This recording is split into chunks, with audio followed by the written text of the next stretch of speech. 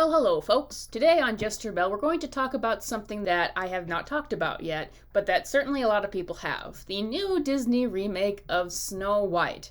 Now, everybody's been just reaming on this movie because this is the movie that Disney is apparently terrified to make. For example, it's Snow White and the Seven Dwarves, right? But they're so afraid to do dwarves after something that Peter Dinklage said that they're going to be just these seven diverse persons of different sizes and shapes and whatnot. Anyway, the movie has just walked on eggshells in terms of what it thinks is going to be controversial, and it's become kind of a joke. But to me, all Disney remakes are jokes, so I hadn't talked about it yet.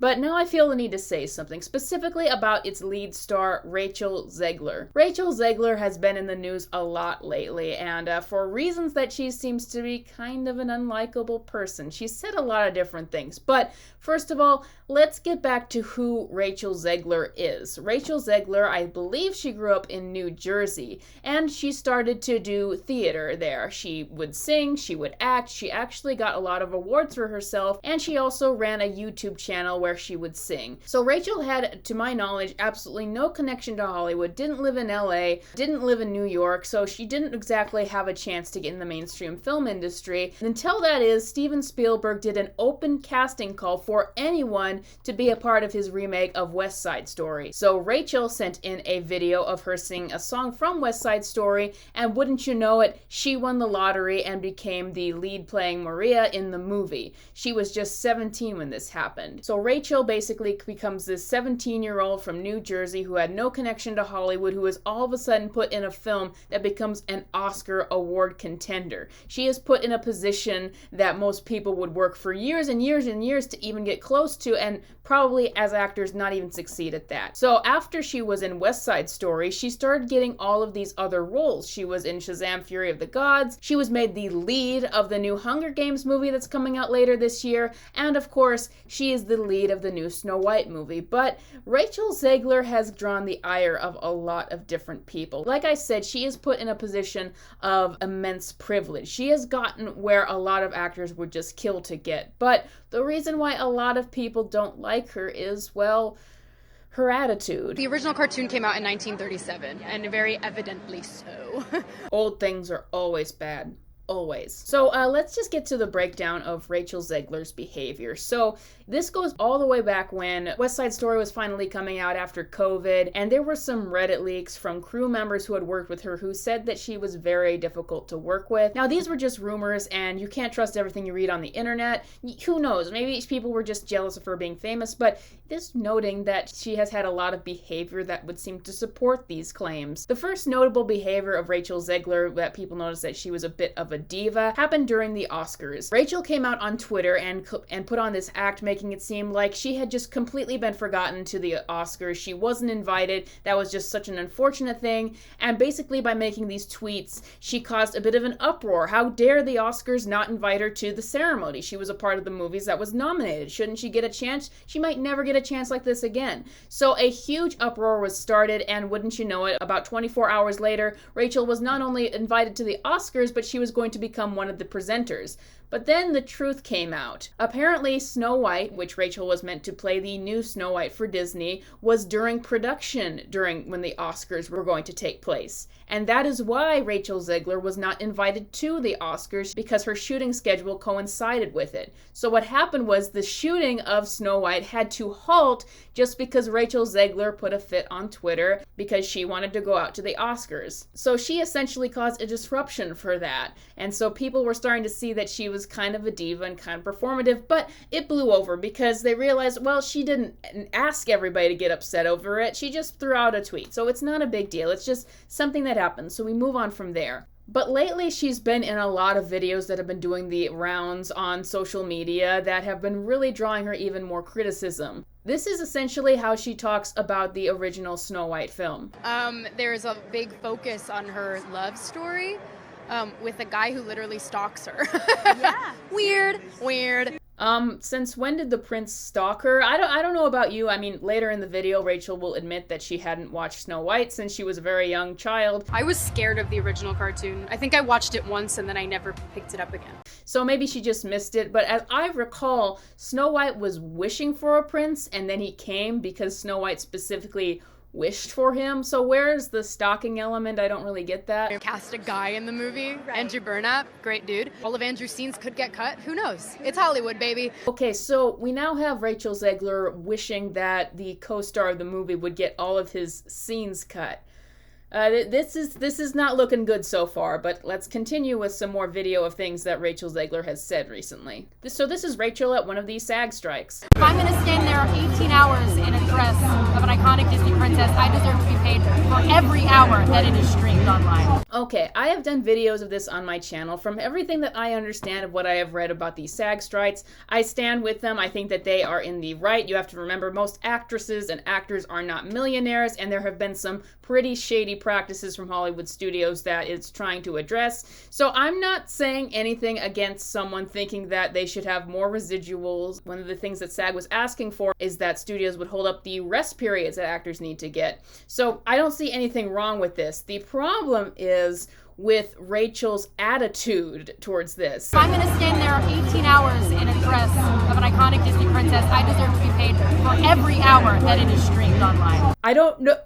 Why would she choose to say that? I shouldn't have to stand in a dress.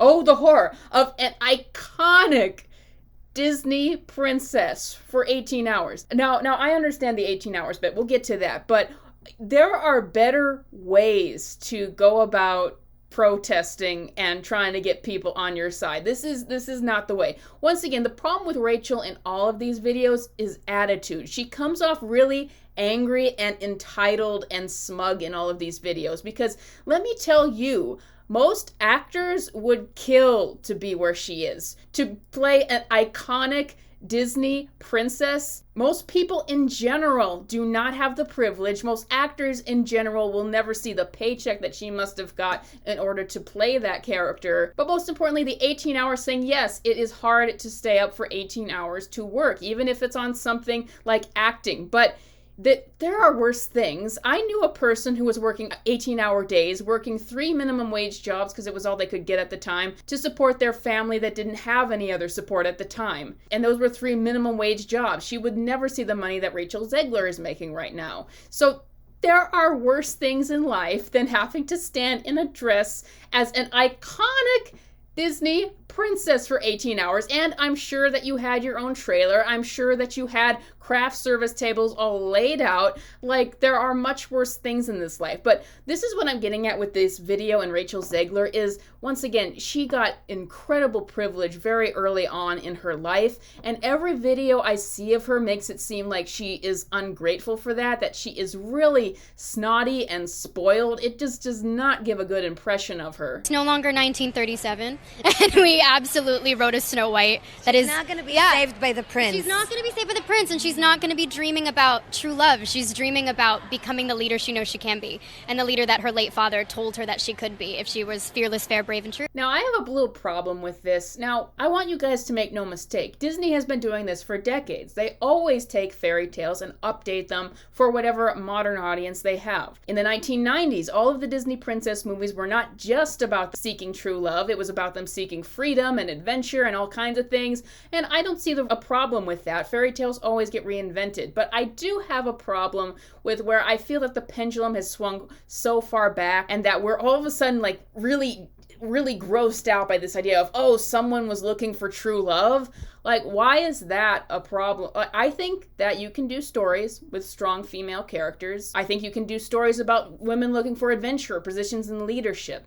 I also think you can do stories about women seeking out true love. I don't see what the problem is with that. I don't see why, like, the new standard is women seeking positions in leadership. You can tell that story, but why is that, like, the standard of what they have to do in all of these movies now? Why is, like, leadership the big position that these characters need to get? But once again, Gal Gadot says it in a way that she's trying to endear herself to the audience. Rachel Zegler says it in a very snooty, angry sort of way. Reality is that the cartoon was made 85 years ago. It's extremely dated when it comes to the ideas of women being in roles of power and what a woman is fit for in the world. And so when we came to reimagining the actual role, Snow White has to learn a lot of lessons about coming into her own power before she can come into power over a kingdom. She's not going to be saved by the prince, and she's the proactive one, and she's the one who set the terms, is what makes it so relevant to where we are today. So in the 1930s, Snow White, you say it's extremely dated in terms of women being in roles of power. Well, we had the